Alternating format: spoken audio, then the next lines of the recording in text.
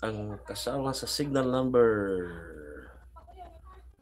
ayun, location ng center ng tropical storm Ramil was estimated based on available data 305 kilometers east of Huban, Sorsogon. Ayun mga idol, nasa may bandang Huban, Sorsogon nga. Yung intensity niya ay maximum sustained winds of 65 km per hour near the center. Ayun, medyo malakas yung pagpihit ng hangin, 80 kilometers. Yan, yung movement niya ay papuntang westward, papuntang kanluran. Ibig sabihin, paakyat mga idol. Paakyat siya.